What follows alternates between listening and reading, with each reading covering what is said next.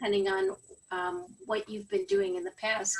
Um, as for me, I've been selling out of a gallery, a local gallery here, and doing very limited amount of online selling. So um, we're trying to change things up in our online or uh, real gallery so that we can have a virtual shop and start selling things there. But one of the problems we have is that we get almost no traffic to our website, so it's going to be hard to sell things when nobody visits our website. And we have a small following on Facebook, and we tell people there, but you know, we're just not getting the traffic that we need to make things happen. So we're trying to figure out what else we can do. And I know that some of you have already done some kind of clever online things, and I thought we could kind of go from there and figure out what you all are doing. Phyllis sent me a little email while we were at lunch. Are you back, Phyllis? Yes, she's there. She's muted though. And there, now she's not muted. So maybe you could talk about what you're doing and just get us rolling. Sure. Well, I participated in a virtual festival that Indie Me put on a couple months ago. And I also belong to this local artist co-op. And this local artist co-op puts on a festival in the park every year. They've been doing this for 45 years. So it's like this institution. Wow. But this year, of course, they can't do it, or there's just too many obstacles to doing it. So I had experience with this virtual online thing with Indie Me. I got roped into helping with this other festival, and I can show you what we have done. It's been difficult to get artists, and it's been even more difficult to find artists who have the knowledge to sell online, who have websites, who have a large percentage just have no clue. So if I can share my screen, I can show you what we put together.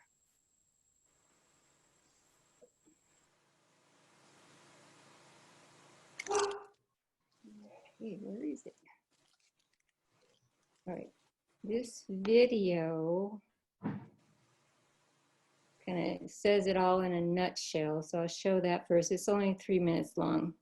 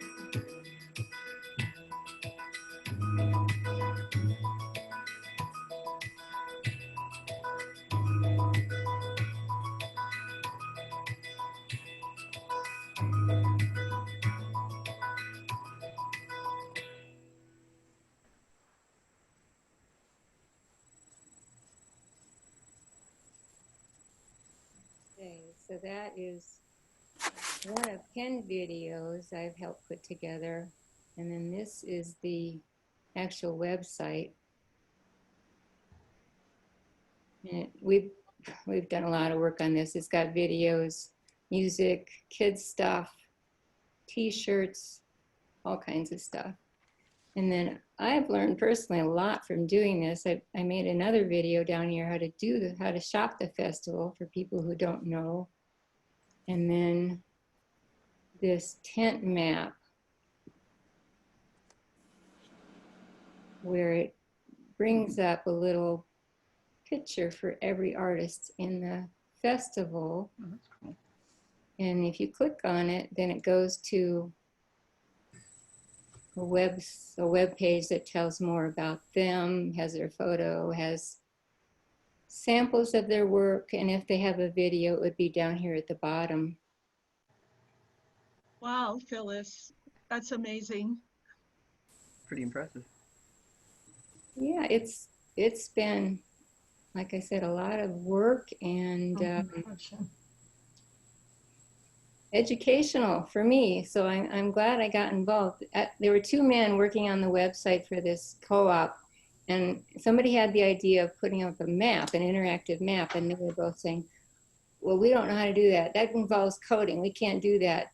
And I just knew it could be done. So I went and looked at what was available, and I already had Creative Cloud subscription with Photoshop. So I already knew Photoshop and Illustrator, InDesign, and Animate is part of the package, the Creative Cloud package. So I got that for free, and I made this map.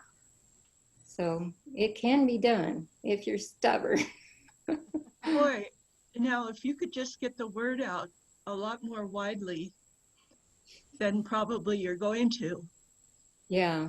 It would probably be really successful. So, Well, you know, the craft shows all over the country are doing virtual shows like this, and unfortunately, my friends who are participating are not doing well. It just doesn't seem to be working, and no one really knows why. Because, you know, some big promoters, like this is a nice little craft show, but some of the big promoters can't get people to come and buy. So it's a big question about why. Because I have to say, because I work with the Artful Home catalog, that is still working. People are still buying clothes and earrings. They're not going anywhere, but they're buying it. You know, I don't know what it is, but the virtual craft show is not getting the visitors, and they're not getting the sales. Mm-hmm. Do you think it's because people are just being conservative with their money? You know, anybody's opinion is valid, because nobody can figure out. I mean, Phyllis, what you did was really sweet. Some of these things, some of the websites that they put up are really high tech and really artistic and super, and they have the people. You know, they've got the email addresses, mailing to list, reach out, the hundreds mailing of list. They've got all the clients, and yet they're not coming to the virtual craft show, or if they are, they're not buying anything. So who knows? Who knows why? But also, I mean, they're used to buying from what's the name? Artful Home. Yeah, but the craft show is an experience that they go. It's a different thing. Yes, I agree, Laura. I think that's absolutely right. It's there are people who go to craft galleries, and there are people who go to craft shows, and they're different people. Yeah. You know, so I think that personally, you know, that's my opinion, is that it's not their thing to look at it online. The people who want to go out for a weekend. Yeah. This is Maureen. I just like to chime in here. I don't think, Loretta, that you mean to dump a whole lot of wet water on top of Phyllis's work there, because they've worked really hard. But, you know, looking at some of the realities, it might be great, Phyllis, if you could come back onto the Facebook page after this is over or during it and let us know how it went. Yes. To say, oh, give us your feedback. What happened? How did you get the PR out there? Did you think it was worth the work? Because you obviously put a ton of work into that. Yeah. Was it worth the work? Because we're partly here to be supportive as well. Oh, absolutely. And Phyllis, Loretta, again, if you have mailing lists, that's a good place to start. Each of Yeah. your artists should have a very strong mailing list. And the And co-op has a large mailing list and too. the co-op, yeah. So that's the place to start reaching out and reminding people, you know, as it comes close and while it's happening, to get on your website and check it out. Yeah, yeah. Can I We've been doing Facebook ads too, and whatever we can, YouTube. You know, it's been a Yeah. very short time period between when they decided to not do the real festival and do the virtual festival. So we'll see. I don't have real high hopes, Yeah. but we're trying. Phyllis, can I ask you, so you just built that, you're not on a platform, you just constructed that. That website is on Weebly. If you're familiar with that, it's kind of like Wix. Right, so Weebly. Weebly, Weebly, like that, Weebly? Uh-huh. Yes, I would not recommend Weebly. I don't like it. It Good was to not know. my choice. Okay. I've tried Wix and I wasn't that wild about Wix either. Yeah, I don't know, but they made that decision, and so I just kind of jumped in and learned how to use it, but not very friendly. No, not very helpful. They have the forums to help people, not very helpful. Okay. The one thing I like about Wix is that it's all integrated. I can schedule Zoom classes through it, and it automatically sends out emails and everything like that. The best thing that I've found for sales is, you know, it's still the student. It's that tie to students, you know, teaching and everything like that.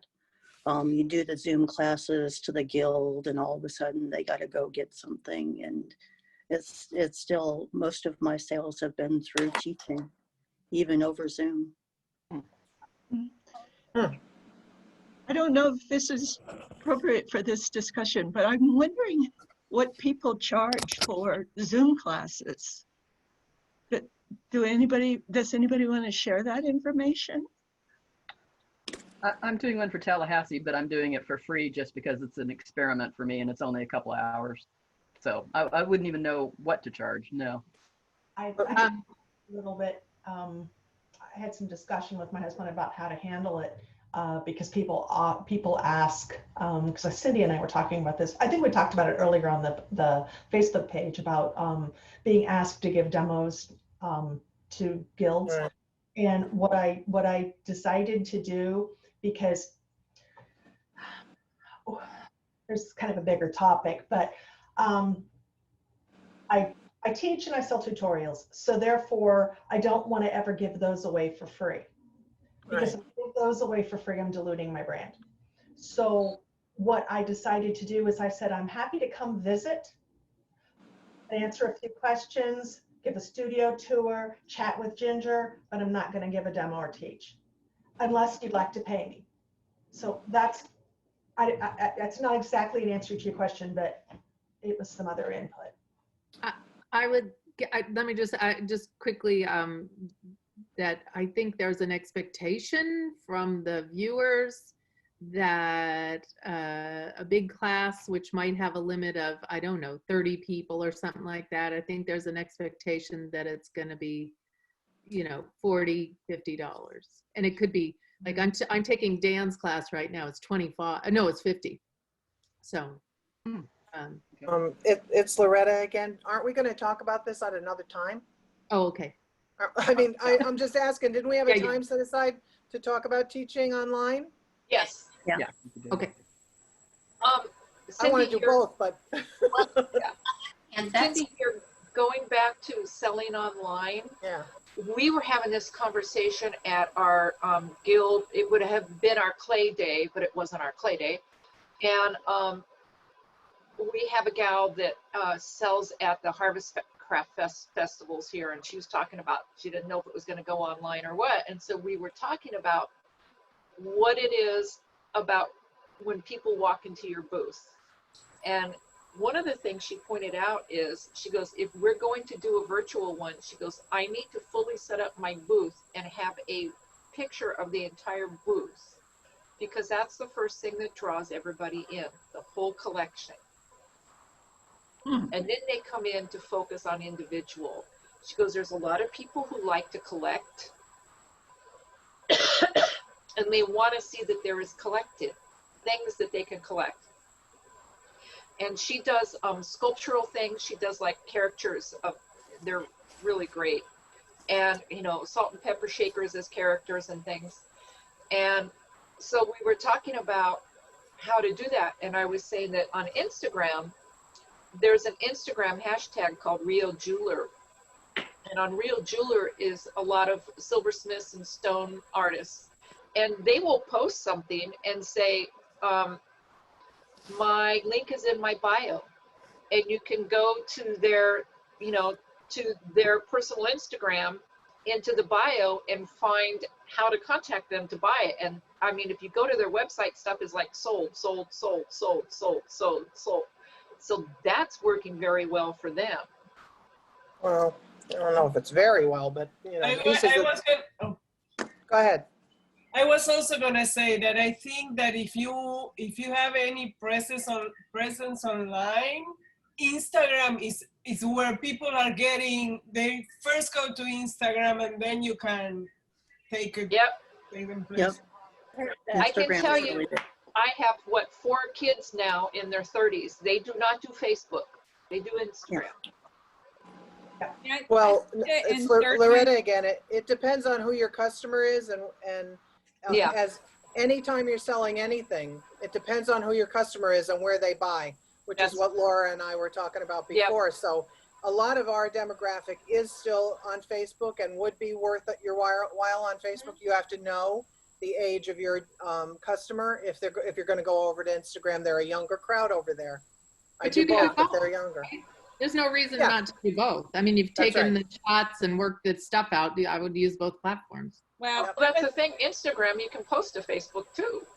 that's Right. what I was about to say. I think that, you know, we've really experienced that the shows are aging out. And if we never had the pandemic, it's a really big issue. It's a huge issue. Right. You know, collectors aren't collecting anymore, and there are not younger people coming up. So we actually have been forced to step into this transition, and we are going to be, you know, we're reaching out in different directions, you know, Facebook, Instagram. We're selling on our website, and we're doing, you know, like the a couple of shows virtually, like Smithsonian and Art to Wear and Craft Boston, and it's really interesting. Very different approaches. Smithsonian's asking for 25% of our sales, and they're using a platform called BidSquare. So it's almost like it's an auction, online auction platform, but actually we will have our own pages, and we have to have a certain amount that we put on there, and we're done. We can't add more. Craft Boston is charging like a virtual booth fee. They're having an online shop where we're all going to have like 3 to 5 items that they get a 60-40 split, and then we pay $300. And we have a virtual booth presence, but it just takes people to our site. We can sell as much as we want. They don't take a cut out of it. So there's like so many, and I'm so curious. And I just heard the Philadelphia Museum of Art Craft Show is basically doing the same thing and charging $500 for them to basically say, here's their website. But we're paying for those people who go there to be funneled towards us, because it's always about how do you get a larger group of people to see your work you couldn't just do on your own. So it's a little of everything, and I think it's going to be a really slow transition, but I think we needed to transition anyway if we want to step out of and get younger people interested in handmade things, and they are, but they're traveling in different circles, you know. So I think it's just like really transitional, and things aren't going to be the way that we expected, but I think things have been changing for quite a while now. You know? Yeah, I agree. And Yeah, what the about, shows what are about definitely Etsy? aging out. Are any of you doing Etsy? Yeah, I still do I went that. on. I made 12 sales. They were thanks to Cindy and Cynthia putting out news letters. I'm working on my TikTok They're dance. only I'm doing Etsy on there. I find that the only sales I get on Etsy are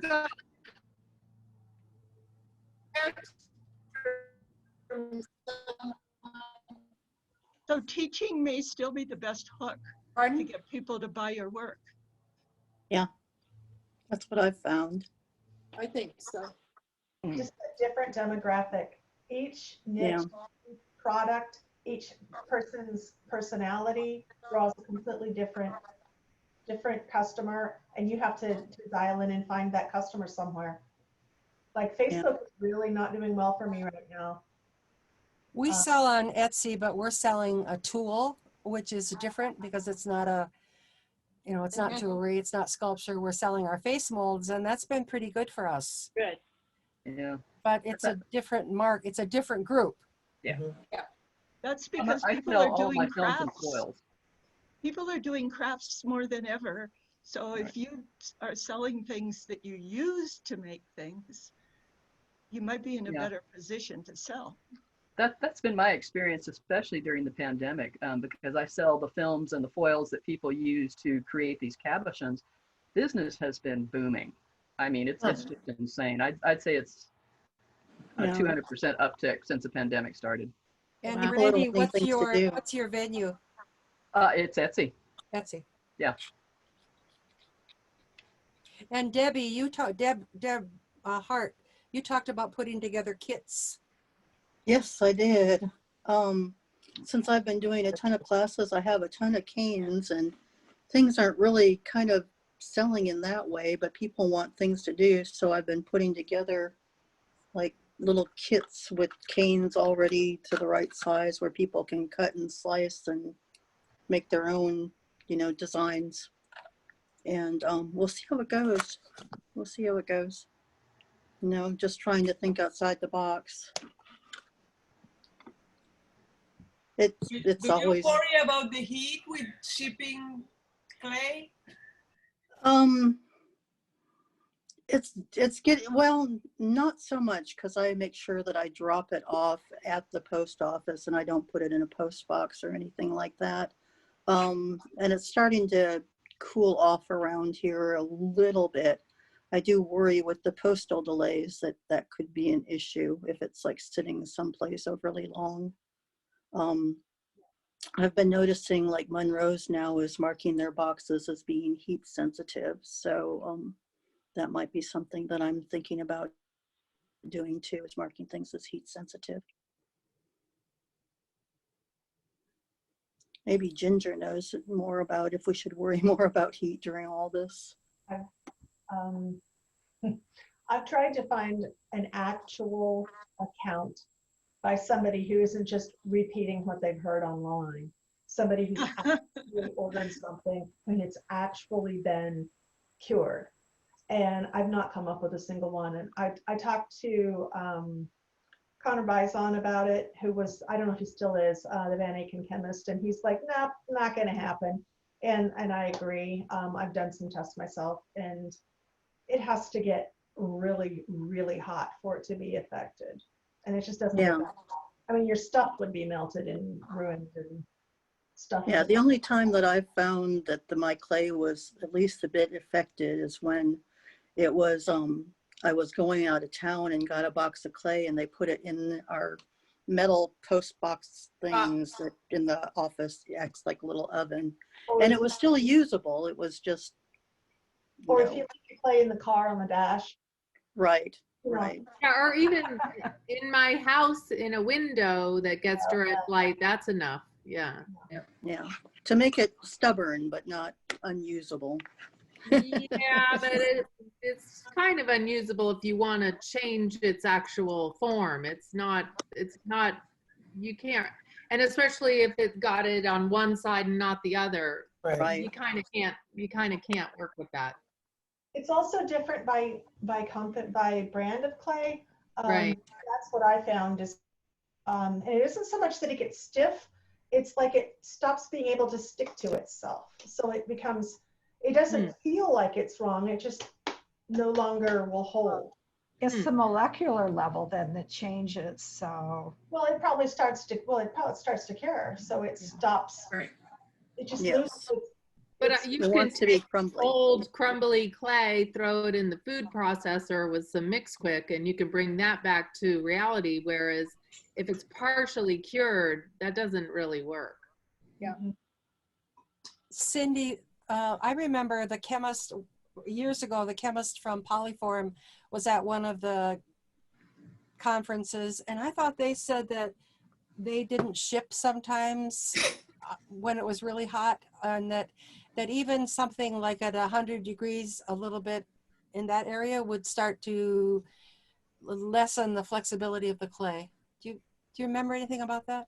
That's true. Sculpey doesn't work on Fridays for that reason. The entire operation is closed on Fridays because they don't want to ship over the weekend and have things sit.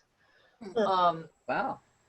But the way that the chemist explained it to me, because I was asking about people doing 10-minute bakings and taking it out and then adding more stuff and doing 10-minute bakings. And she said, okay, here's the deal. You have these little fibers and the heat makes them want to start connecting to each other. If you do a 10-minute baking and take it out and then do another baking, that clay, she goes, it's thickened to the point that the fibers can't connect anymore. They can't move to connect. She goes, so when you do your baking, it has to be for the full entire time each time. So I said, well, then what happens if your clay is sitting in a box somewhere? She says, it's going to have to be really hot for a really long extended time. And I said, well, I know my Michaels, just before, when they start gearing up for Christmas, they have those big metal cargo boxes out in the parking lot. And I can just imagine our clay is sitting in there, waiting to come in because it's excess stock to come in. And she goes, do you check your clay? And I go, I check the clay in all the hobby stores. Yes, I do. She goes, have you ever found a piece that felt like it was baked? I said, no, I have felt clay that felt stiff, but as I sat there and squeezed the package, I could feel it was kind of starting to work. And she says, have you ever accidentally put a baked piece of clay on a piece of fresh clay and left it? And I said, yes. And she goes, and what happened? I said, it starts to bond together. She goes, yeah, the raw clay will start to bond to the baked clay. It's not the baked clay bonding to the raw clay so much. So, way back in the day when we had FEMO and everybody was using food processors all the time, I had a lady who came to class. We were going to do Pacific Northwest canes. And she had taken her FEMO and food processed it with Vaseline to the point that it was basically sticky tar. But because all the colors were the same consistency, I said, this might work. She was able to build her canes. And actually, she got much more fluid movement, in the sweeping lines and stuff than we did. But when it baked, we took the baked pieces and put them on sheets of paper, and it was still leaching the Vaseline. So I told her, I said, I think you're going to have to take this and wrap it in like tissue paper or something and keep changing that tissue paper for a while. It might take a month. I said, I'm afraid if you try to wear that, you're going to get grease stains on your clothing from it. That's just why I always try to discourage people from spreading don't tell students to use Vaseline or oil. Yeah. Soften clay. Tell them to use plasticizer. Yep. Use liquid clay or use Mix Quick. I like Mix Quick. Yeah. Yeah. I like Mix Quick too.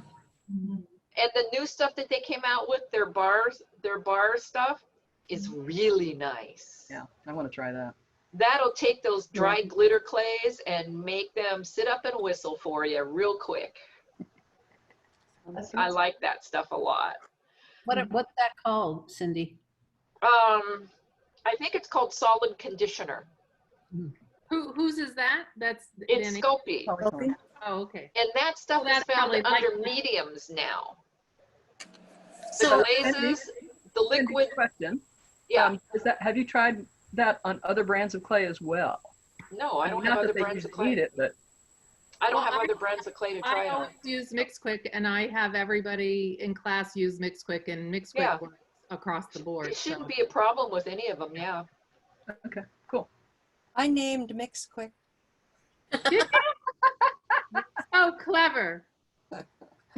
Yeah. We're getting away from the topic a little bit, which Okay. is selling in the new normal. But Shelley, maybe you want to direct it back and see if people, and if they don't have more to say about that, then. Yeah, in fact, that's exactly what I was going to do, to see if we had more to say about that. But I know that one of the topics that was listed for talking about was like all the different kinds of clays. So let's see if we have any more to say about the selling in the new normal. And if not, we could kind of float on over to clay talk. So anybody have anything? I have one more thing to comment about that. Okay. There we go. That's it. I like that stuff. A little bit goes a long way, doesn't it, Julie? Wow. Yeah. Same with MixQuick. Yeah, same. So selling in the new normal, has anybody like sent email to guilds possibly to say that they're going to be, you know, here's my website, I'm selling my work. There's a lot of guilds right now, hello, that are looking for people that would love to come on for, you know, 5-10 minutes, show us what you're working on, and then give us their link. I mean, there's not a problem with that. Randy, have you done that for us yet? I have not. No, that's a great idea. I love that. Yeah, idea. we want you to come on. We just had Lori Mika did a fabulous show and tell for us. Okay. Saturday. It was amazing.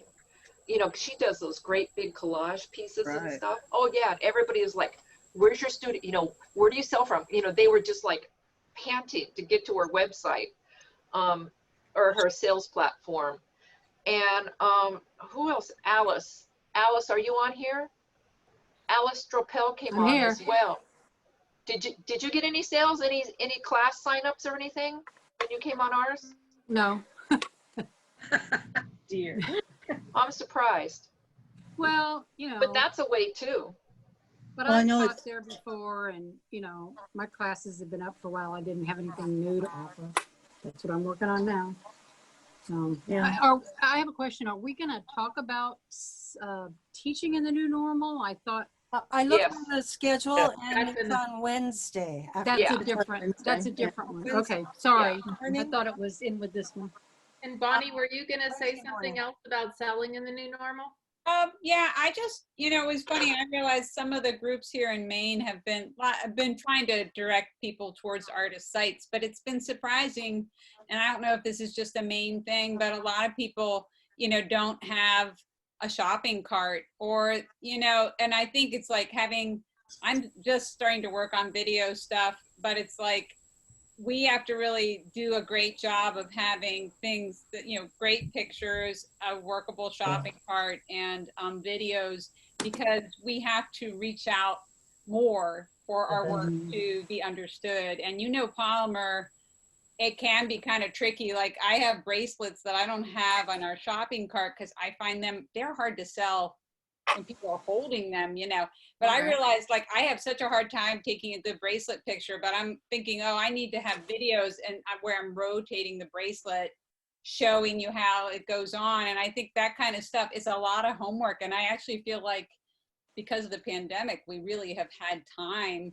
We all need to go together and hire one person to do all our sites. But, you know, it's surprising how good, you know, for a website, I have like an iPhone 7 and, you know, and an iPad, and those pictures are enough information for websites. Yes. And it's like more is better. And I just feel like a lot of people have to do a lot of homework to make sure that when the opportunity arises, you know, there's all these sources for selling. But if you don't have an easy platform, you know, if you don't have a credit card processing thing, all that basic stuff, it makes it a lot harder to jump in. And there's a bunch of artists who didn't sign up for some of these shows because they actually weren't ready to do it, or just even having sales, you know, go to their website. So I think it's a good opportunity to try some new new things that we haven't done because, you know, like Artful Home's been around a really long time. We were selling end tables there ages ago. They were very early online. That's why they have people who would have gone to the Baltimore Craft Show are now going to Artful Home. But boy, did they put in the time, and they have a really super user-friendly, super artist-friendly platform, you know, on both sides of the website. And but they have done their time. So I think that's part of it, you know, and they are getting people who don't go to those shows anymore. So, you know, it's just takes, yeah, we have to build it, you know. You know, Has anyone listened to or watched what's happening in Australia with some of their cooperatives, or did I miss out on that conversation? Because Heidi Helyard and their cooperative has 400 artists in it. Ginger? Oh, no, that's okay. I've tried to get involved in it. I'm actually quite in the middle of that one. Not so much in the collectives, but one thing I was going to suggest is that traditionally artists have been fairly insular because they sold locally and they haven't networked greatly online. And one of the things I've always found a little bit frustrating, because I've kind of done things a little bit differently. I'm not selling product, I'm selling tutorials. And one of the things that I do is I want to help people understand about polymer clay. So I promote a lot of other people and I will share people's work. And it is remarkably difficult to share artists' work. Artists don't set themselves up to be shared easily. They don't make sure that their open graph images work on their websites. In other words, when I share the link, nothing comes up. I won't know what their real name is because their names are hidden. And also that people tend to not reciprocate. So what will happen is I will share someone and I never hear another word. A thanks is nice, but not necessary. But what really would be nice is spread the love. You know, we're not all in a little community anymore where everybody's fighting for the same sales. We're selling live now. And that means that we've got to get our word out there and embrace what social media has to offer. That sounds like a lecture, but it's something that. But that's what we used to do in the beginning of blogs. Everybody shared, you know, you commented and you shared and you kept that going. And you don't do that. People haven't emphasized that. You know, if you put something up and share it, then it goes to those people and those people, and we've quit doing that. Mm-hmm. Well, you know, I with shows, I always thought when I started shows, it was like, oh, here I am. They come to me. I am like, here's my work. Don't you love it? Why don't you buy it? You know? And I thought that's just, yeah, reality is you spend most of your time educating people and then they begin to love it. But if you really spend a ton of time educating people, and so that is, you know, like now if we're doing it virtually, it's just a whole other thing. And yeah, and speaking of, yeah. Mm-hmm.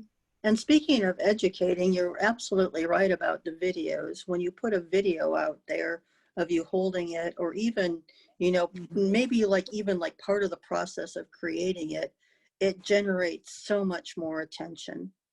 People really are attracted to those videos. And I don't know if it's just the movement in it or, you know, the wanting to watch it, but really think about doing videos, even if you got like a little tiny slideshow of different steps in your process of putting it together. If people are really, they're at home, they're bored, they're wanting to know the process, and that really interests them. So educating them is, you know, that's part of it. Cynthia brought up the Australian movement. I don't know if everyone's aware of a show of hands, how many people are aware of the Australian earring movement? Yes. Oh yeah. Okay, it is huge. It takes our world and triple 300, 400%. These people are really massively into polymer clay. The reason why we've got a shortage of polymer clay everywhere isn't so much the pandemic as it is the fact that there's a lot more players. Yeah, but I've also got to say that I'm over slabs. I'm so over slabs. I am so over it. But the thing is, I was never on it. What a slab is. I think, and I could be wrong, but I think that they are bringing in a much needed influx of fresh design and younger voices that we didn't have in our community. And enough of them are going to stay. So we need to make them all feel welcome. But many, I think the pandemic has brought us an influx of people that we tried to say, you can do this at home, you can do it, it's easy, low bar to entry. But I think I have seen a lot more young people than we have had in the past. Yes, absolutely. These earring people are 25 to 35. Yeah. They are eager and they're selling. They are selling like wildfire. But that's in Australia. I haven't, well, I see there are several that I've picked up in the past month. And this is a name I had never heard of before. And I look at her Etsy numbers and, she's been online for a year and she's in the thousands. Right. Who's that? I will find her. What's the price point? Yeah. Pretty. Is it Pretty point of low. sale purchase? It's pretty low, Okay, right? So that's I'm not, gonna have you're not to making go a find living her. on it. Well, I will say also, like, I taught a class at Metalworks in Massachusetts right before things, like, just as they were shutting down. As a matter of fact, I was feeling like I shouldn't have been there. And I came home and said, I'm never leaving the house again because I didn't get sick, But anyway, it was for metal workers. But metalworks, like Kathleen Dustin is taught there, but it's basically metal, but jewelry is really embracing alternative materials. So I taught a bracelet class, which was basically hammering wire and then covering it. And they were like, wow, there's like a lot of steps in this. I'm like, well, we're combining materials, But at the same time, they were like, well, wait a minute, we don't know how to make canes. Because I said, you can just do this with pieces of color. And, I showed them how to make stripes and they were done. But then I talked to Metalworks and they're like, well, why don't you offer, at the class said, will you offer beginning cane workshop? And I have, but my point, and we could talk about it more with teaching, but they're really hungry for it. And the Metalworks, because Metalworks isn't just trying to be metal, but it's a whole other crowd. And I just filled up 2 beginning classes. Each time was like 2 days and they were filled. And it's beginning stuff. And I kind of dedicated my thought really this pandemic. It's about, as a matter of fact, my flower says share on it because I think like we all have to share, just help each other out through this. So I'm like, yeah, let's get more people interested in polymer in different venues because their metal classes are filling up the virtual ones. But it's just, I think stepping into other communities, you're going to start to link to younger people and other makers, It's Loretta again. I always say that we are the smallest of small businesses. Most of us, Bonnie's got her husband, but most of it's a one-person thing, right? And the good news about that is that we're facile, where it's very easy for us to pivot and try something new when the market changes as it's doing now so dramatically. The bad news is there are only so many man hours in a day, week, month, and we can't do all the stuff that's required to pivot sometimes. Right. In this case, with everything going virtual, the learning curve is just, it's exhausting. It's exhausting to me that all the things that I have to learn how to do in order to change my business mode from in-person to online. And I already had a website and I am absolutely overwhelmed right now. Absolutely overwhelmed. People have asked me what I'm doing and I'm like, I can't even tell you because I'm doing everything. Yeah, it's a lot. Yeah. And I share a screen. Yeah, sure. Ooh. Cynthia wants to share her screen. Oh, go for it. This is Eliza Cochran. Oh, right. She's very cool looking. Mm-hmm. She's tattooed and pierced, so I think that's what we have to do too. Get tattooed and pierced. You go first. Temporary tattoos. She's a musician, artist, mother of 4 in Bloomington, Indiana. What's her stuff run for? I can't. She just had an opening on last Saturday and it's all sold out. Wow. Except for these few things. You could see her sales and her admirers And she's been in this 4 years, I think. Yeah, well, on Etsy since 2019. Oh my God. Got Yeah, 2,000. 2,153 sales. Oh. Yeah. You Yeah. go, girl. This is She also has great images. She does. Okay, I'll stop this, but I'll pull up her site when I. She's probably a 65-year-old woman with a different picture. Or a man. Can only hope. A man posing with a boy by his car. I've been impressed. There are a couple of ceramic artists I follow who've been doing things where they're very active on Instagram and they talk about it in advance and they say they've been sharing work as it goes along, and then they go shop update noon on Friday, and that stuff sells out at $100 to $200 a pop on some of these. They create exclusive collections and they advertise it and hype it, and they have a whole following and they make it an event. You have to realize they're not selling product; they're selling themselves. Well, they're also having purchased some of it. They are selling product. They're selling an experience. Right. Remember, the difference between millennials and boomers is that millennials are interested in having an experience, not an item. So they're selling the experience of being a fan, of being part of the earring community. It's very whole life. But what I'm talking about, though, I think that most of the customers actually are probably more boomers because of the price point. Okay. And at least one of the two artists I'm talking about is someone I have purchased from at a show before.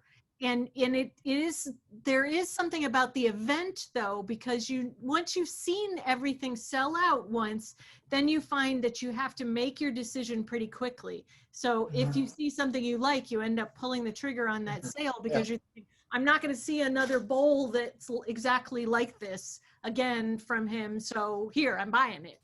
You've got the regret factor. Yeah. This is Maureen. I'm gonna bump in here, and can you wrap this up in like 5 minutes so we don't run short for the time for the 3 people that are doing studio sharing?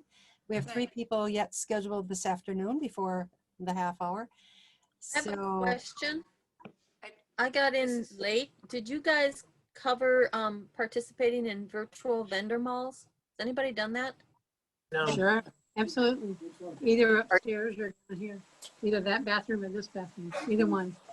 Are you doing it, Jen? Well, I signed up for one coming up in September. I have no clue what I'm doing.